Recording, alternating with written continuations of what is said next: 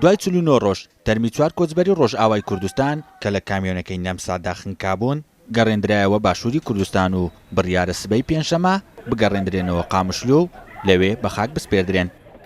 كسرات في مأخذ عقيدة في عربية جيكي طنج جيكي بهجمارة كله مازن تيكفي ما باورنا تكر قد في كميون ديه جبر في كيجي مولو دنگو باس نهبون انه ندفي ندور ديه جبروا بيشكي اخري حتى ما اجراءات خوكر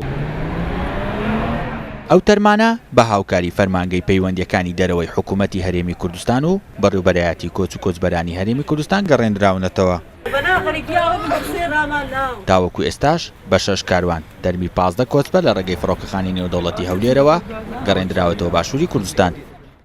16 هەیڤێ سالێک دیژمەرەشاندن و هەویە وانە دەرخستن گوتن و ناوانادەی بژە مابوون هێویە حتا فەحسا DNA دەرکەت ونوفا أنا كاجيهان برايم مازن الفيديو بو حسين ورامان تقريبا أول شيء 2014 هات تقريبا صالك وسيما هي برايم بشوفه وبرايم مازن تصالين على الفيديو تقريبا دهروشكي بازروشكي ما هات مخوينا خدا يا ما تحليل خوي DNA دان بشي تحليل خوي DNA بمهكي بيس روجا بيس ياك روجا نوفر علم هاتيج مرة إنه فا برايم في شحنة دين في جهاده و عم تشون نمسا مع دكتور مصطفى قنصلية نمسا قال كي أري قريب مركرو ساعتاي قال كي خوش بەپێی بەدواداچوونەکانی ڕوودا و زیاتر لە 500,000 کەسی خەڵکی ڕۆژاوای کوردستان ڕوویان لە دەرەوە کردووە.